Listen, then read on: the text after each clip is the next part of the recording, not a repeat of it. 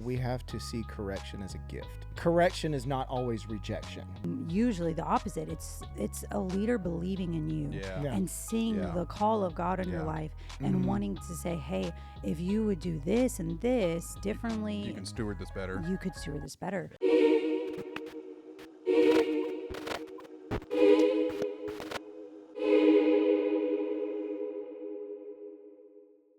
Welcome to another episode of Protect the Altar podcast. Here I have some fun, exciting, important people.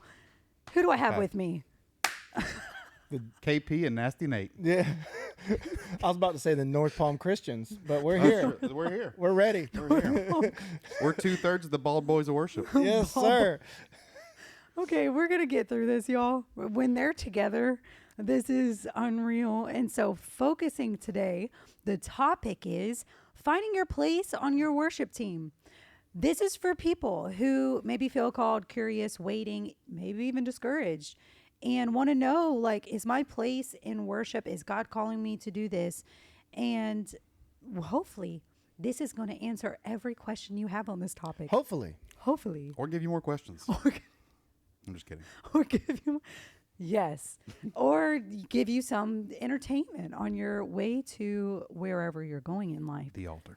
The altar. Protect okay, it. so my first question, boys, is why do you think so many people struggle to find where they belong in worship ministry?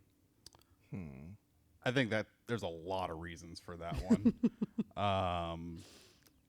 I've seen people who join for the wrong reason. So they don't join to serve, they maybe join to be seen, and then that comes through. I think sometimes it can be intimidating too when you see people, it's like, do I fit in with this group of already tight-knit people? That's an actual thing, though. Yeah. That's how do I break into? How do I get into this clique? It feels like a clique, even if they're not trying to be a clique. Well, it's you see these relationships, and it's like, man, how do I? What is my place in that? Exactly. I'm the new person. Yeah. They knew each other. Yeah, that's really difficult. I think understanding your calling and really knowing what God has called you to. Sometimes there's things that we desire, what we want, and there's things that God has called us to. You know what I mean? Right. It's like, I really want to do this. I have a passion. It's like, okay, that's great. Has God called you to it? Right. Yeah. You know, has God given you the grace, to go through that and do all that? I think there's a confidence in that calling that lets you be in that room and not, necessarily have the imposter syndrome or feel like it's tough to break in. Yes, that's When good. it's like, oh, the Lord has called me here. It's like you can kind of rest assured of that, not in a prideful way, but in a way that just you step assuredly. Exactly. And I I like think that comes to the difference between someone who may just really love music versus someone who's called to serve on a worship team. Yeah. So how would you say they can differentiate those two things? You go first this time. How they can differentiate? Whether they just really love music or they're actually called to serve on a worship team. Well, I mean, that's the thing I was hinting at too, is like your calling. It's going to be apparent if you have the grace to actually lead people into the presence of God or just worship with people in the presence. There's also think too, it's a lot that people often forget, some of the things that worship leaders have to go through, the years of serving behind the scenes and everything, the toiling and, the things that you don't see, the sacrifices made that go into that. Are people ready to accept, the call of, more of you, less of me? And I know that's not just in worship, that's everybody's lives and walking in the faith, but serving others in worship ministry doesn't mean actually leading on a stage. It's what are you doing for people behind the scenes? Like leading sets that nobody sees. That's for a small amount of people, leading people into worship, salvation, and not necessarily leading on a stage with lights and cameras and all that. So Exactly. That's really good. So how can someone discern calling without chasing a platform? Because, like David, he was anointed to be king, but then there was a long period of time before he actually became king. Yeah. So it's not like he chased that and made that happen. Yeah. In fact, he was running from the king that was trying to hunt him down. So he did the opposite. He was not trying to be, take the kingdom away from him. So how does someone know, like, okay, I've been called to do this, but then how do they stop themselves from trying to make something happen? I think it comes down to like your service before the stage, right? Some people, how do I get to serve in the biggest opportunity you know, that has. And, you know, that may not be it. You may be cleaning toilets in the church, you know, for a bit, or you may be maybe in prayer sets that no one's at because it's 2 a.m. and it's just the people who are leading the prayer set. And I think the Lord sees that. I think it's, you know, if your heart is really there to serve, it won't matter as much where you're asked to serve. That's good. No, I That's think you really hit on good. that too, man, because, I mean, that's very relevant to what we've walked through Yeah. as well. Because when we were youth leaders as well at a time, there was a worship set that we would leave 12 a.m. to 2 a.m. Yeah, leave Friday night service, go get Waffle House, come back at midnight. Yeah, and if sometimes youth service ran over, we just went right into it, bro. Yep. And sometimes there were like 3 people there. Sometimes there was, you know, a dozen or 2 dozen, but it didn't matter, you know? I mean, and I think just stewarding that sometimes when people aren't even watching. And it's, like I said, when the lights aren't on, the cameras aren't on you, what are you doing? How are you stewarding? That's And beautiful. it's leading people, not the amount of people that you lead, but being able just to 2 or more are gathered together in his name. And if Right, you're able to right. have that heart, that pure heart, and enter into a place and just give God the praise and the glory, it doesn't matter what capacity, like what role you have, what title you have. It's all about just giving God the praise and the glory. And Right, if you keep your right. heart pure and you keep your mind, you know, focused on that, I think it's easy to discern, you know, what am I supposed to be doing, my calling? So, what spiritual disciplines are essential for worship team members? Prayer, fasting, Nathan, do you have any to add to the that? word of God. Not being offended. Yeah. That's the biggest a big thing one. I've been convicted on for the last year is Oh. quickly addressing offense. And Right, yeah, right. like if I've allowed something to offend me, then quickly Right. getting over that. Yeah. For me, it's not jumping to conclusions. Is like being really good at giving people the benefit of the doubt. You know, that's essential spiritual discipline because you are saying, Lord, you know, I'm trusting you to guard me. Yeah. I'm trusting you to guard my heart. I'm trusting your word. And, you know, this situation may look like this to me, but that may not be what it actually was. So then that guards us from offense, which keeps us coming in prayer and reading our Bible. Yeah. Isolating. Yeah. Our feelings don't always paint a true story. It really doesn't. And sometimes we hear halfway of something Yeah. and we don't hear the full thing and we don't know the full context of something. And then we're just like, Lord. And then that's when you want to add.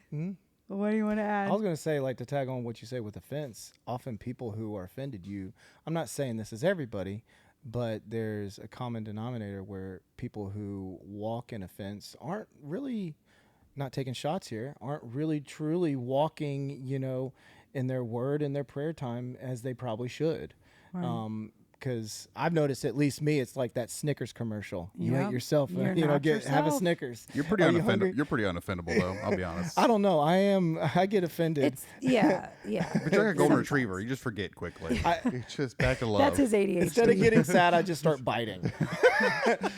No, in sincerity though, I do. Yeah, you hold a short memory when it comes to Probably that. because he has been very disciplined with your prayer time. That's true. Lately, very So- disciplined. so very disciplined. New That year, new does me. that does the difference right But there. if I don't, like, it's quite apparent that, Kyle, have you prayed today? I was gonna save it till later, but I think I need to do I think it I right do now. it right now. Daddy Right now. God, come discipline I start me. drifting, you know, and I think anybody's vulnerable to Absolutely. that, you know. We've been fasting together too. He and I. Oh, y'all are Yeah. so cute. Brothers. I love y'all. Yeah, I want to join the fasting You want to? team. Yeah, join the fasting team with the Okay, Ball but what Bros. kind of fast? we're gonna do a 3-day fast We do- every Water morning. only? Yeah, water only. Okay, I was He said 3 days. I said 48 hours. I said 48 hours. 72.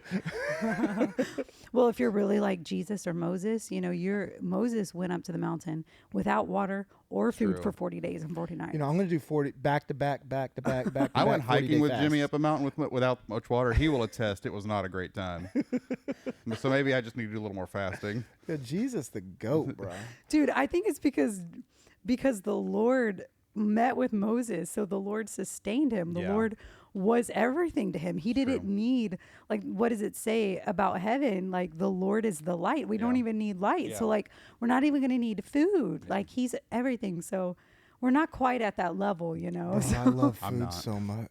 It is. love food so We much. broke Garlic our bread. fast this month with Waffle House, Ooh, and we paid for it. Oh, I got an dearly. all-star. But they gave us a triple order of hash browns, and we ate it. all. that's the blessing of God the is Lord so right It there. good. was. Amen. And Thank then you, we Jesus. hurt for 2 Thank hours. you, Jesus. He's in the spirit already. Spirit of Thank you, Jesus, carbohydrate. for those hash Oh browns. man, I love carbs. Dude, that's crazy. Okay, so here's another thing talking about offense. Team members can get very offended by correction. Mm-hmm. So, how can people handle feedback, correction on a team? How should pastors be giving that? I know sometimes pastors are just like, I don't want to tell the person this very obvious thing. Yeah. I don't want to do that. And then sometimes they might do it and it's so harsh that it crushes the person's spirit. And then as a person receiving feedback, Yeah. how should their hearts be? Go ahead, bud. So receiving feedback, check your ego out the door. It's harsh, but if you go into it not convinced you're correct, you can probably walk out with something. That's true. And then on the other side, I'll reach into my decade of Chick-fil-A, leadership is, at least the way I did things is, it's all about relationship, and it's a lot easier and a lot more fruitful to give correction to people you have relationship with and that you're toiling and working alongside. It comes from a more honest place, and it more so than the person who's just from the rafters looking down. You're doing this wrong, but when it comes from someone it's like, you haven't even been down here. I'm just trying. I think that goes getting to know the people, and once you get to know people, you know how to give them correction in a way that That's true. Different personalities you take meet it different them, ways. You meet them where they're at. Yeah. That's really good. What about you, Kyle Barton? Someone who's had to walk through like taking correction many times. I've been corrected so many times in my life. You're so humble. That's why I just choose to be unoffendable now. That's right. I think it's perspective too. There's also a delivery that you have to, present correction. It can't just be harsh, like you said. I think there's certain ways of justifying some offense and some corrections, like when some people completely come in the flesh And obliterate you. Yeah, but also, turning the other cheek and being able to say, That's what? true. That was unto you, You know, Lord. I am going to choose to not take this offense. I'm going to choose to turn the other cheek and forgive you. But And sometimes our leaders need our prayer. Like, Lord, facts. Yeah. Pray for them because they have to lead me, Lord.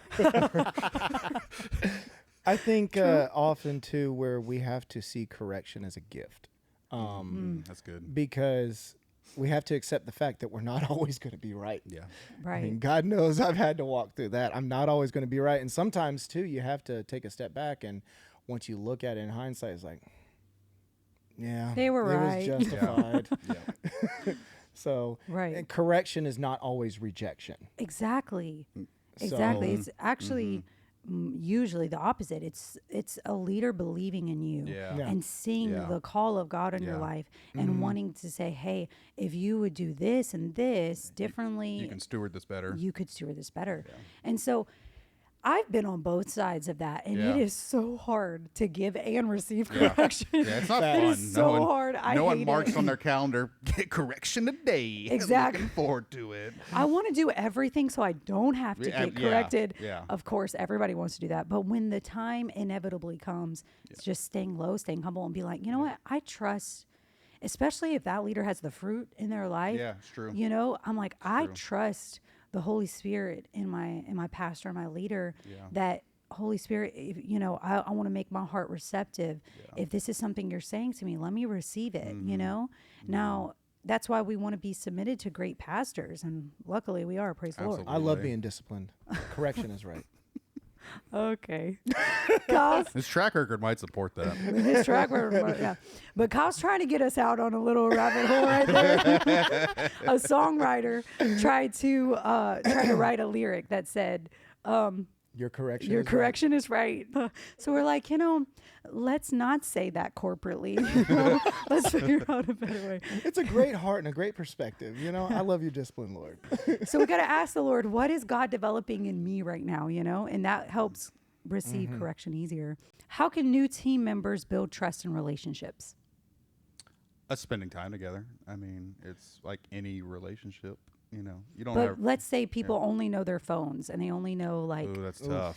so like, let's give them, Practical tips. practical tips. Well, Kyle and I actually got jobs together. So it's a forced 40 hours. Yes. Not Forced between 40. us. It's forced on the company. Sun up to sundown. It's 40 hours of us being forced y'all ready onto for them this? together.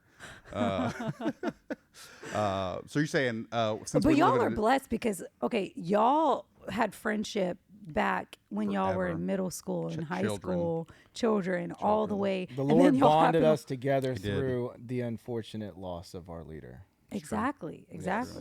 So you guys had a spiritual leader who died in a car accident, and then that bonded you guys, and y'all were young, and then that takes you all the way to adulthood, and then you get jobs together. So let's say somebody doesn't have any of that; they don't have any of that history, and they walk into this church and they feel connection. They're like, I feel like this is where God's called me. It's where I'm supposed to be a part of. They join the worship team. Yeah. Then they just feel like they don't know how to build relationship. Everybody's established. Yeah. How do we do that? I think sometimes people don't know how to be part of a community. And honestly, being part of an Acts 4 church where people can just take off, the shirt off their back and give it to someone else. Being the supplier for someone else's need. Being able to, where we talked about criticism, or not necessarily criticism, correction, provide perspective and insight, watching someone sick where they may not see it. Community is much more than just having fellowship and, sitting at a table and eating food together. It's about loving one another. It's about caring for one another. Hey, what can I pray for you on today? What are you dealing with? And especially That's part really of a good. worship community, as we're leading, leaders are human too. Yeah. There's many times that I'll go on a stage and I'm dealing with stuff, and we have to pray, and we need community. We need support. We need, those prayer mothers that are just warring in the closet, and crying out. And that's why we have support structures and spiritual leaders who guide us. I would think most places that are organized to have a worship ministry and have a decently sized team also has other opportunities to either serve or get together. Events. Yeah. Exactly. So get out there, do stuff with that. Is there? That's really good. Because I guarantee the people that are serving in worship ministry are also active in other things. That's very true. We have our Levite get-togethers that are open to everyone doing media and doing worship ministry to come together. So get to know people there, serve at other opportunities. When I think about our history, like we've known each other our whole lives. Literally. As much as I do think about the stuff we've dinners and family events together, I also think about the times that we've served together. Right. Like that's also glued to, and I'm not talking on a stage. I'm talking Off. Off the stage, like Yeah. cleaning churches together, Literally cleaning pews, cleaning toilets. yeah, or all doing the the late stuff. prayer sets, doing the stuff where there's not an audience, like that. Right. You build relationships, through that. That's really, really So- good. Okay, so what does it look like to support worship when you're not scheduled or not on the team? What does it look like? A lot of things. I mean, I've said it before, I'll say it again. I mean, being a servant, serving where things are needed. I mean, there's times. Like yesterday. What did you do yesterday? What did I do yesterday? You filled in at an important camera. Last minute. Yeah. Last I was minute. once a part of the media team, and I served on a camera. So now you're a worship set leader, and because that wasn't your Sunday to lead and the camera teams were a short one because of a situation, you just stepped in. Grab the camera. He Well, I grabbed think- the camera. Yeah, I mean, where you're also stepping in for roles, that other people should be filling or they can't fill. I think that is service. But like one of the things that sticks out to me is like where Rice the other week, his voice was just, it was taxed. He got sick. And he's like, man, I can't do it. So willing to step in. But even when And you came I came anyway. that morning, And stayed. and you were there at soundcheck 7:15, and then you stayed just in case his voice went out, and it didn't. It was a miracle, praise the Lord. But I wanted to you take were- care of. I wanted to you were take there. care of him. I was making his tea. Yeah. I was making sure he had Aw. cough drops. What a good brother. And making Aw. sure he was, but also serving others. Like, and that's the thing, like, where we can also support each other when we're not on the stage. Because again, it's not Right. about us. It's like Yeah. we're all doing Yes. this together. We're all a team. That's the Yes. community Yeah. aspect that we Yes. got each Yeah. other sick, where we're looking at And that's the thing right there, because I think a lot of times we don't think like our leaders want relationship too. So it's like when we're texting our leaders and we're texting like maybe the set leaders or the main musician or whatever, we're communicating with them. What are we communicating? Are we just saying, hey, what's the set list? Are we saying, hey, how are you? Like, do we even care how they're doing? Or we just want them just to hurry up and populate planning centers? So we know. Or do you know what I'm saying? It's like Yeah. I've seen that a lot of times too, where it's easy as people on the team not to even care about leadership in a relational It's level. transactional. It's transactional. Oh, look at that whole covenant relationship transaction. It's true though. Like Deb starts every rehearsal coming in. Deborah doesn't start asking about what the set list is. She comes in and asks, "Hey, what's going on? I how are you try. doing? I You try. can't just You punch know. a clock. Here's a funny story." Here's a funny story. Yeah. Or yeah. So I do try to care about the person. Yeah. You know, You do a because great I job. don't want to come across like I only am transactional and I don't Yeah. even care about the team. I try. I'm not always perfect with that, but that is my goal. And I do believe worship ministry flows best when we have genuine community Yeah. and we care about others. And so I think you're right. Putting yourself out there, even if you feel like, I don't know how I fit into this, put yourself out there. Keep Yeah. being friendly. The one who waters will himself be watered. So true. keep watering. All right, navigating team dynamics and seasons. So, what makes worship leaders healthy and life giving? Operating in your calling. Operating your calling. Talking. There was a time when I think it was my senior year of college, and I stepped away thinking that was the right thing to do. Had some external pressure saying, "Oh, you're doing too much with worship ministry. You got to start thinking about the future, thinking about your career." And so I took a step back from our corporate ministry and serving. I blocked that out of my memory. Yeah, I tried to, but it was, and you would think, okay, yeah, I freed up, a few hours a week in my schedule. It did absolutely nothing for my college career. If anything, I got worse grades because I was Because you missed us. I did. I felt out of sorts. I was mourning, and a little bit depressed because you're not doing something you're supposed to be doing. Aw. And so Y'all hear that? Yeah, That's called Jonah syndrome right there. really You is. run from your calling, and you're more thinking unhappy. you're doing exactly. It makes it way worse. You thought you had all this time debt that you were going to get back, and you're like, nope, it wasn't time debt. because It was, God will multiply that time. Absolutely. He really does. Absolutely. And then and then when we say yes to Him, so Mister, I will say yes. I will say yes. What makes worship leadership healthy and life giving? What makes it healthy? I mean, stewarding what God has given you. Mm-hmm. Kind of what you were saying, operating in your calling. I can't wait. Y'all's beat me. My feet, toe touch. toe touch. So distracted. I can't help but just get out of my mind, like, it's not about us. And especially with worship leading, remembering that it's not about us. It's about the Right, Lord first. right, right. And it's leading people into the presence. And when you put yourself last and just operate out of a servant's heart. Right, but not resentfully, not Yeah. like Yeah. holding that like. Oh, in a you corner see of what your I heart. did? I put myself last so You you could do be first. nothing Don't for hold me. me. So, how do you navigate comparison, disappointment, or unmet expectations when you're finding your place in the worship team? Because I think that's a big thing. Is like you're expecting it to look one way, but maybe you're not there yet, and that's where the enemy comes in too. Recently, the Lord gave one of our team members a vision of like a little seedling, a little Seedling. it's sprouting from the ground. It's like, that little, and what happens, and she was talking about that's where our ministry is. It's coming forth. We've been doing a lot of root work. It's coming forth. It's beautiful, beautiful picture and word. But if we don't know that, then what happens is the enemy comes to us and says, why don't you have this mature fruit? Why aren't you a big tree yet? Why aren't you having this, and this, but that's not what our ministry That's not is how it at this works. moment. Yeah. It's a growing ministry. It's a seedling right now. Yeah. And so then we end up being disappointed because we expect to be the full grown tree, but we're not there yet. So what about people who maybe they are in their seedling phase and they want their full grown tree phase? How do they manage those expectations, comparison? And maybe they're comparing themselves to someone who's had a lot longer journey than them and they're the full grown tree. Yeah.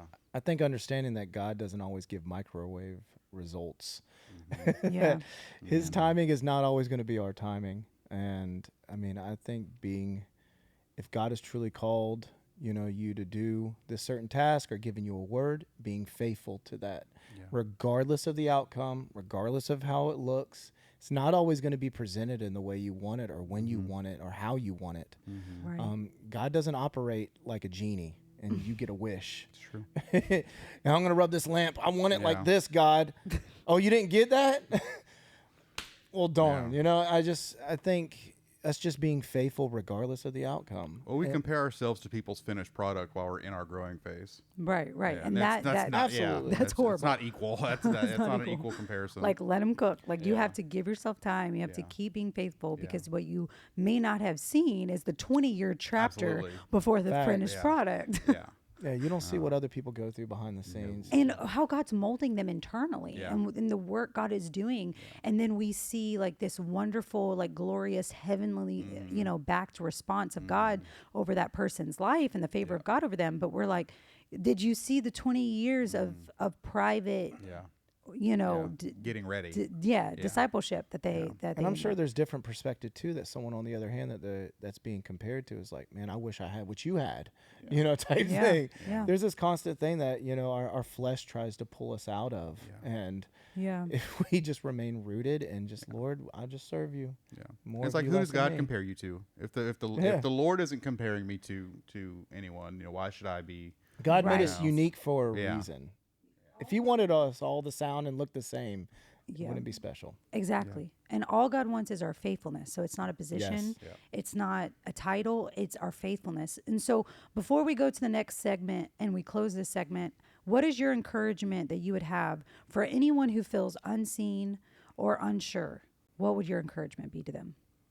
I would say to it's okay to be in that place and be comfortable there. Get comfortable in the in the cave. Meet the Lord in the cave, That's really good. so that it's when you're comfortable there and you're not looking and always saying, hey, what everything out there is better. Be comfortable where you are. Sow the seeds and till the field that you're in. Work in that, and then the Lord will open the door. That's right. I love that. You're What would playing you good say? cop. I'm playing bad cop. Get over yourself. It's love not that. about you. That's true, though. It's not. Yeah. If it's really about the That's Lord, your it doesn't matter. encouragement today. That's It your is, though. encouragement. If Get over If yourself. it really is worship to the Lord, then it won't matter Right. where you're doing it. That is a That's little good. harsh, though. But I will just remain faithful. Keep stewarding what God has given you, and keep chasing after. If God has given you that call over your life, and He said that, keep chasing it. Don't get impatient. Right. Just trust in the Lord. He will renew your strength. Exactly. And instead of chasing the platform, maybe just chase His presence. Yes. Just chase His presence and then manage expectations. Yeah. And one more thing, do it with joy. Absolutely. Because if you're just doing it bickering and murmuring and mumbling and God blah blah blah, you're just gonna keep going around in the wilderness for 40 years until you just exemplify what you're doing with joy. I don't know if exemplify is the love right it. word. That's what we're words are talking hard. about. Talking We're talking about that, Pastor Kyle. Thank you so Joy. much for coming on the podcast. I give something every now and then. That's My not ADHD gets out of the way for 5 minutes, and I give you something That really GED good. did something. I'm telling you. You did not get a GED. I know. graduated from. So you have a college degree. Oh man, middle school. It helped me out. Okay. Now we're going to move into our next segment of Praise or Pass, where we react to a Praise viral or video on the internet. pass. We'll say if we're going to praise it or pass it.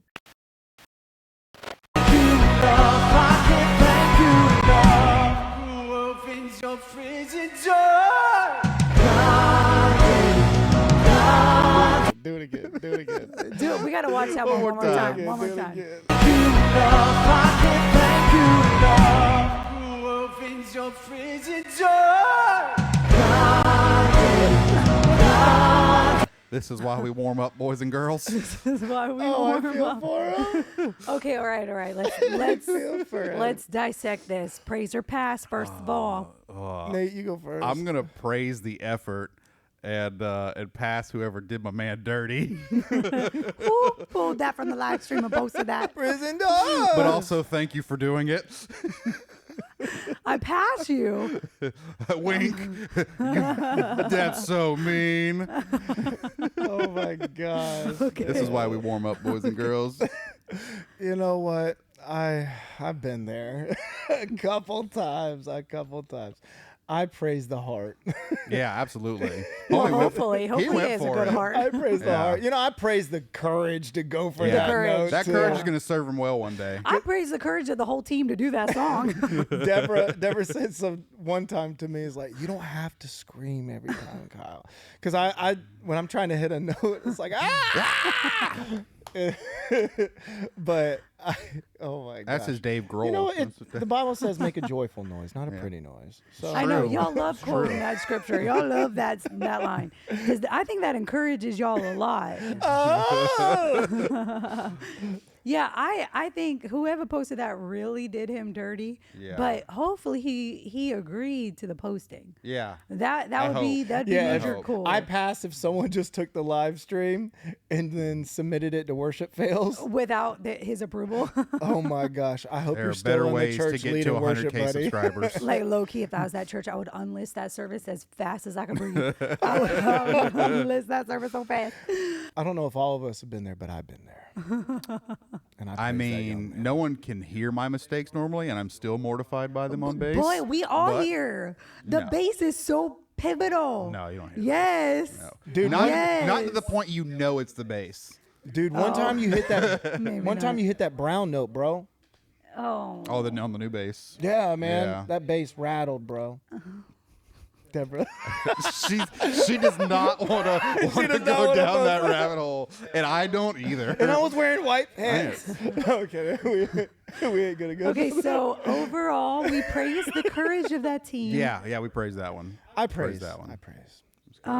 We double praise if consent was given by the vocalist. And we would just pass like any lack of warming up. Yeah, You you gotta know? protect those vocal cords. Yeah, and maybe like let's pick the right songs for each. Hold vocalist. on. Do it. Was that warming up or was that lack? Of, Ooh, was that live service? Was that practice we got? no, that was a service. The plot thickens. Okay, it was I service. think knowing what kind of runs and notes you should. Exactly. That's Each true. person, True. we got to know who's a Whitney Houston Yeah. and who is not. Yeah. Okay, because that. Hello. You I'm know. gonna start Shakira. Okay. Okay. But the point is, not everybody can do the most, and we should know which vocalist should do what. Yeah. You know. Yes, some songs, they fit your range. Some Right, songs, they just ain't. Exactly, and we need to know that It's true. as leaders, but also as singers personally. I passed on the leader that said, "Yeah, do it. You sound great. You could sing in that key. You could hit that run. Go for it." God, that's so bad. And low key, the leader is like trying to set them up for failure. Oh, That would be horrible, Lord. Lord forgive us. Lord forgive us for that horrible I could theory see some that of we us just. doing that. We would absolutely prank. I've one of seen our own myself like I that. would that. prank Kyle. Yeah. I've seen myself. No. do Kyle that. would do that to Rice. I would only do it for a practice. I wouldn't. Yeah, but yeah, I yeah, wouldn't yeah. actually like even allow. Like I wouldn't even pick a song for somebody if it didn't like really show the Yeah. glory of God in their voice. I feel like you're the steward of vocal cords when it comes to the vocals. Like, no, you're not going to hurt yourself. Yes. Yeah. I'm like, No, Kyle, that's not your key. let's Yeah. lower it. Yeah. Actually, steps. actually, no. For you, I'm like, let's raise Yeah. it. Yeah. That's too low. Put that diaphragm behind that thing. Muh, muh. Okay, we gotta move. Okay, next I segment. have to do a mixed voice. Okay, next segment. I gotta get it The together. brown note. Okay. That's a dangerous note, brother. Next segment is our frequently asked questions from worship teams, where we're gonna answer questions I love it. that are frequently asked. Can we get a box like they had in the office for Great idea. put it in the green room? An anonymous. Where have Anonymous. you been for the Anonymous? past 16 Anonymous? episodes? Anonymous. I can't speak. Words are hard. Anonymous. Okay. Anonymous. I tried to say it wrong and said it right. That is a tough one. Pass. Anonymous. Y'all are trying to say the word anonymous. Well, I said it right that time, but I was It's trying still to say morning. it wrong. It's Monday. Anonymous. Anonymous. There we go. Anonymous. Okay. Anybody Anonymity. whose brain cells have just died while listening to the last 30 seconds of this podcast, I'm so sorry. Well, How many One do you of have us. remaining? How many do We you have? share. We two. share one. Wow. That's impressive. And Nathan has 2/3 of it. Only some days we float it. It's like osmosis. Whoever needs more of it gets it. Dude, look at science. Science, Wow. chemistry.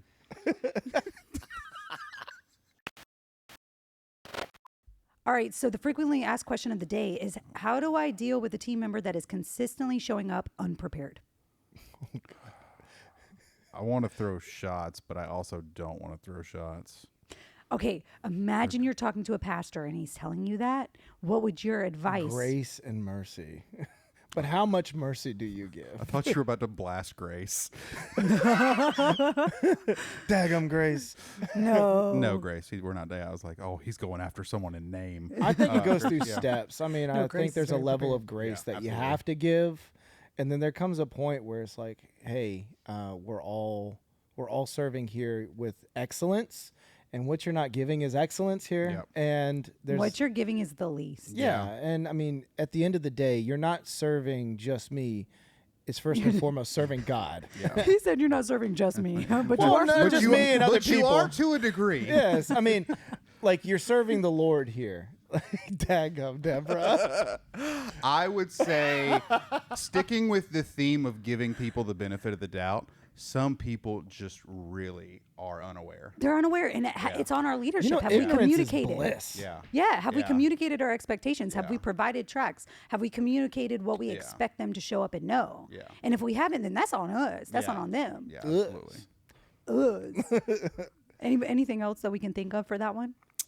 If they're the person consistently coming unprepared, Yeah, if it's You're fired. Yeah, yeah. I mean, there has to absolutely. be a discussion to be had there. Sure. stop waiting to the day before practice to start listening to the song you're supposed to learn. Yeah.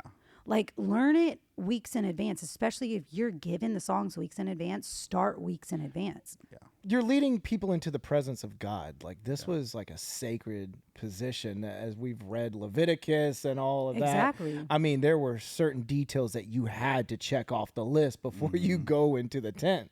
Yeah. But the thing is, I mean, And I would say, looking at it is a lot easier to lead, lead in worship when you aren't trying to figure the song out as you go. Yeah. Like All when of you your actually focus, know the exactly, song. because then you can put your mind Exactly. on where the Lord is taking something. You won't miss a move that God is doing because you're Unprepared. unprepared. Exactly. you're not leading That's good. yourself at your house. Exactly. You're leading other people. You're leading other people to come prepared. And so have grace and mercy. Make sure expectations are communicated. But if you're that person, like, start sooner and take it seriously, because it really hurts the whole team and it hurts your ability to lead.